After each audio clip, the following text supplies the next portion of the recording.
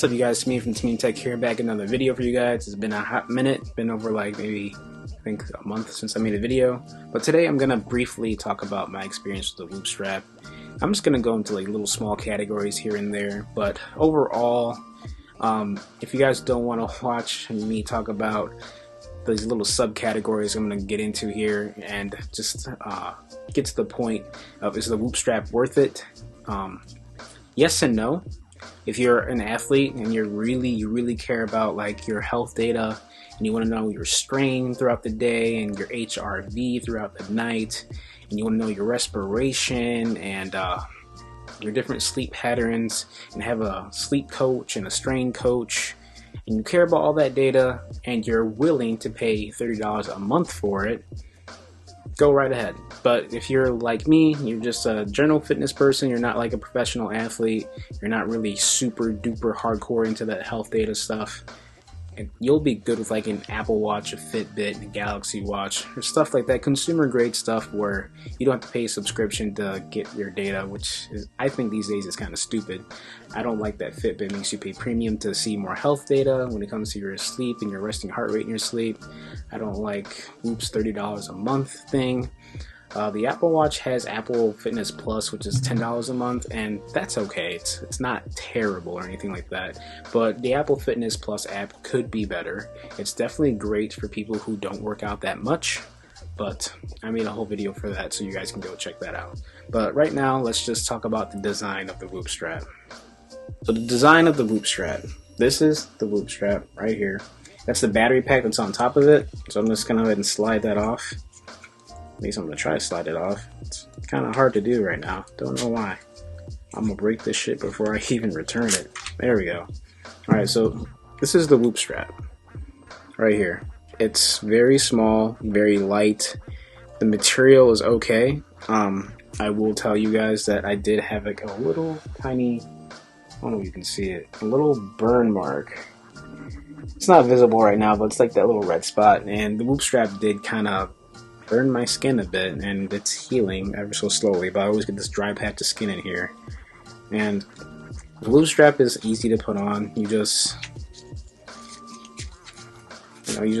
slip it on, and now it's on. And then you can tighten it by taking the little loop, taking it off first and foremost. What you do is you lift up this part right here, like so. You don't really have to do that actually. You just pull that part, and then it can fit more snug. The more snug it is, the more hopefully accurate your heart rate data is. And it uses these green flashing lights in there to detect your heart rate, your HRV, and it gathers all the data with that. So no blood oxygen sensor on here. It's just detecting your heart rate, and with the heart rate data, it checks your HRV, your heart rate variability, which is now a new study or a new way to measure pretty much like stress levels and stuff like that.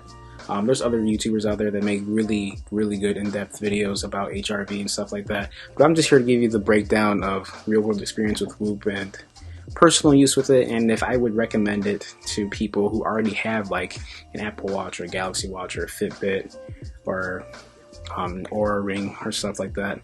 So that's the design aspect of it, and it's okay. It's light. I mean, you don't really feel it on your wrist at all. It's definitely lighter than the other bands that I just mentioned, and it's very comfortable to use. But the only downside to it really is it doesn't have a face. You can't tell the time on it. You can't see your metrics on it. You can't see anything on it. It's literally just a wristband with a heart rate sensor on it and other sensors. So I'll have a list on what the sensors on here on the screen. But overall, the only flaw with this design is that you really can't see your data unless you're looking at it through the Whoop app. And the Whoop app just really shows you your heart rate, and it shows you other metrics on there. I mean, you're not really going to be looking at your phone while you're running or doing your lifts and stuff like that. Maybe when you're weightlifting, but when you're running, you're not going to want to constantly just looking at your phone and checking your running data, you know? So that's one downside of the design to the Whoop strap. Battery life. The Whoop strap when I had it, it only lasted me a good 3 days before I got a little uncomfortable and wanted to charge it. So I know it gets longer battery life than that, but for some reason for me, I only got up to 3 days. I don't know why that is, but I think it might be because I was tracking a lot of naps manually. I'm not really sure, because I would take a lot of naps through the day, and I would just add an activity and add a nap, and then I would just take my nap, and it drained a lot of battery. And it does drain a little battery on your phone, but not too much. It's not that drastic. Could be my phone's battery in general, but it's still at 100% capacity, so I'm not really sure about that. But battery life on here is definitely better than the Apple Watch, so kudos to Whoop on making a wristband with good battery life. But, you know, another thing I have to point out, for this not having a display, it should have longer battery life, because Garmin makes phenomenal smartwatches and fitness watches and fitness bands, and they get longer battery life than Whoop, and they have screens. Some of them have AMOLED screens, and they still last longer than the Whoop band. So, not sure what's going on there, but that's one area Whoop could get better at if they make a Whoop 3.0 band. So, battery life on here is pretty good. I'm going to show you data from the Whoop app about the different workouts that you can pick, and some comparisons with the results from the Whoop strap and the Apple Watch Series 6. And disclaimer, I don't have a polar chest strap to compare the data to make it very to the point where which is more accurate than what. I'm just showing you the data between the two watches to see if they're similar or not.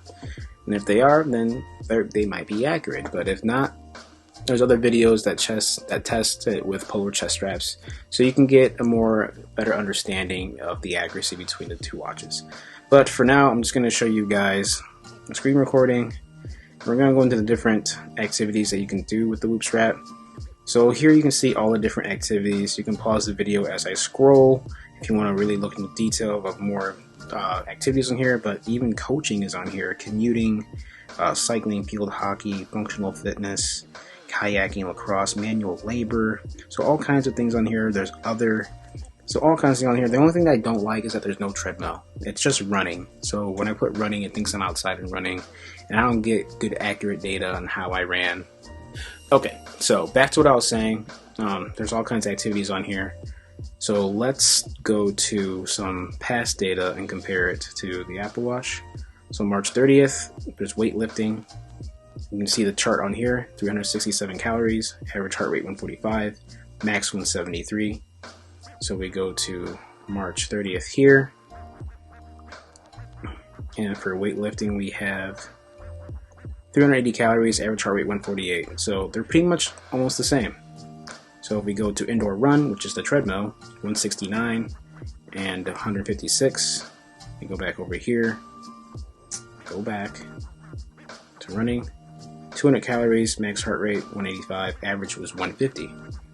And of course I ran 0.04 miles with a 6-minute mile pace. I don't know about all that, so that's just wrong. Because it's not a treadmill activity, it's running. It thinks I'm running outside. So, and with the actual data from the treadmill, we have a mile, 1.60 miles, 220 calories was burned. So that's the actual accurate data of what it should be. But then again, I'm not really sure, because with the treadmill, it's not measuring my heart rate the entire time, and it's not basing the calories burned based off of my heart rate. While the Apple Watch, even though it says it's 1.07, the calories burned are somewhat more accurate, I think, because it's basing it off my heart rate, while the treadmill is basing it off an algorithm. So I'm not really sure which one's more accurate or not. This is the time where I had to wear a chest strap and compare the treadmill data, the Apple Watch data, and the chest strap data to see which one is more on point. So that's just something to point out for that kind of data. So let's go to a different day where I wore the Whoop strap and the Apple Watch at the same time. Let's do the 22nd. 22nd, we did traditional strength training again. 377 calories was burned. I also did core training, so you can include that 58 calories, because I think with the Whoop strap, I just made it all one big workout. So let's go to the 28th. What day would I pick? What day did I pick? Let's see here, the 28th.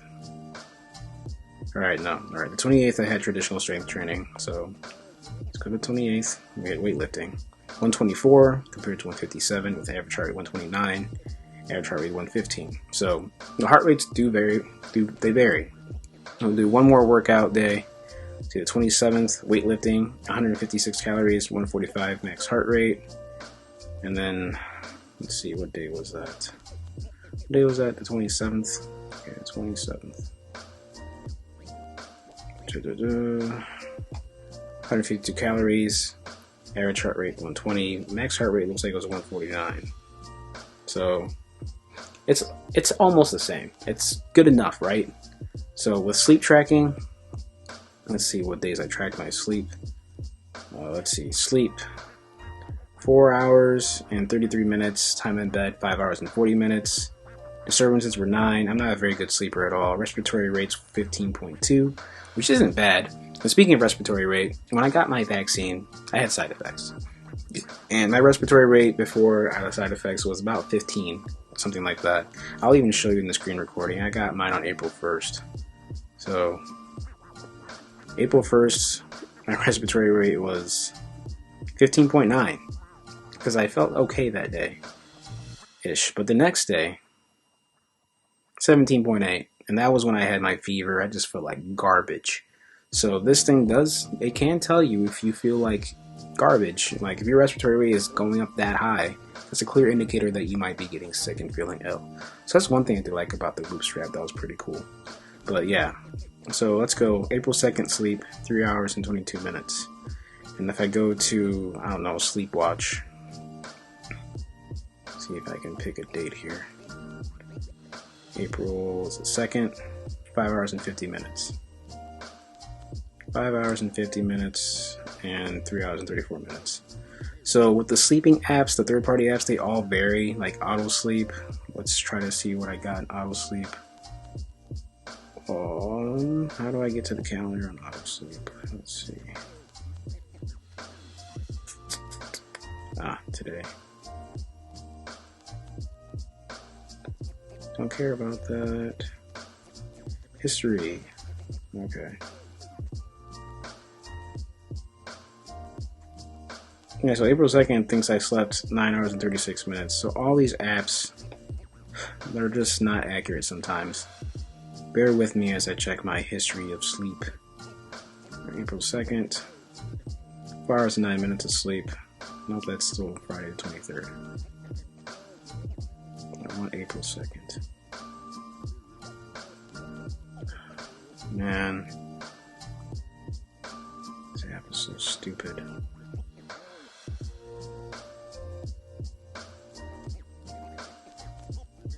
Alright, I guess we're not checking that, whatever. But as you can see, the sleep data and workout data can vary. It can almost be similar, but it just depends. So overall, I do prefer the Apple Watch because more functionality and I can see my workouts on the screen. So that covers like the activity part, and I need to change my battery in my camera. It's about to die. So we'll go into the next category right after I change this battery. Alright, so I kind of rambled on in there in the activity thing, but overall, the Whoop strap is supposed to be used for the first 4 days to get some general idea of yourself. You're supposed to use the Whoop strap for a whole month in order to get the whole benefit of the Whoop strap. So me stopping at 2 weeks kind of puts me at a little thing where it's like, hey, you didn't use it for a whole month, so how do you know if it's beneficial or not, blah, blah, blah. Well, I used it enough with my Apple Watch and kept thinking in my head, this kept coming back to me. I didn't want to use something and like the Whoop strap with the data. The data it has is nice, it's beneficial, it's cool, but the price, the subscription of $30 a month for the rest of my life.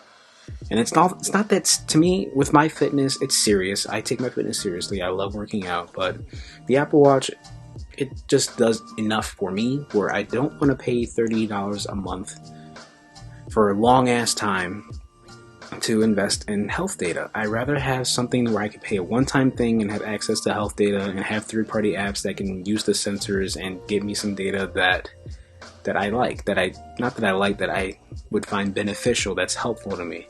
With Apple, I mean, the sleep tracking, it kind of sucks. But the third-party apps like Auto Sleep and Sleep Watch and Pillow, as long as I am manually in Sleep Cycle, as long as I'm manually entering when I'm going to sleep, it works pretty much fine. It's okay. It's good enough for me.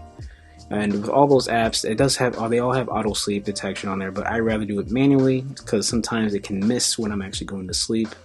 So all in all, Whoop strap just is not for me because I don't want to pay $30 a month for health data like that, and I like seeing my data on the screen. I mean, I like seeing where my heart rate is at. I like seeing how much time I spent working out because I use all that to determine how much harder I need to go, and I use that as a little motivation on the screen, like, oh, my heart rate's dropping, I'm not going hard enough, I need to increase my heart rate.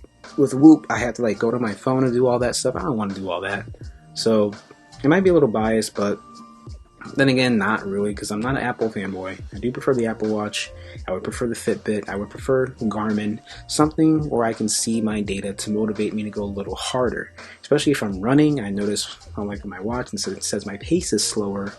I would like to know that so that way I can pick up the pace. I won't know that with Whoop unless maybe I'm looking at my phone, just constantly looking at it. Having something that's always on and on the wrist is better, I feel like, than something like Whoop. The only thing I really like about Whoop is that respiration rate, because I like to know like how my breathing is when I'm sleeping, and Fitbit does this too. So if Apple can somehow implement something like that and maybe watch OS 8 or something like that, because they have the technology to do this stuff. Like the sensors that Apple Watch has is capable of this data, is capable of detecting REM sleep, deep sleep, and all other stuff that third-party apps take advantage of while using these sensors. So eventually I'd like to see this happen natively with the Apple Watch, but I don't know when that day will come. So until it does, I guess we'll just keep on waiting, won't we? I don't know why I did that into the microphone, but yeah, this is my video about the Whoop strap and my experience with it and how I feel about it compared to the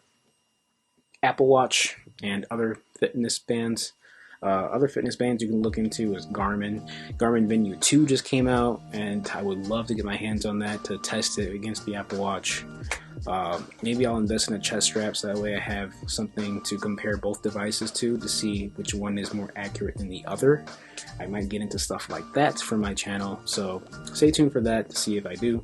I do have some good money coming in, so I can probably invest more into stuff to review on this channel for you guys to see which is more beneficial to you.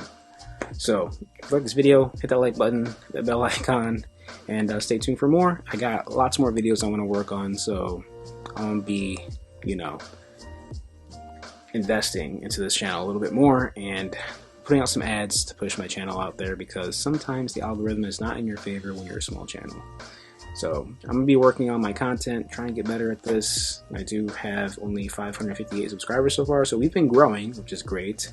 Thank you guys for that, but I still have a lot of work to do when it comes to editing and the way I put out my content. I'm trying to make it better for you guys, so that way it's more engaging, more informational for you, so you know which product is good for you or which it may not be. So thanks for tuning in, thanks for watching, and stay tuned for more. Peace.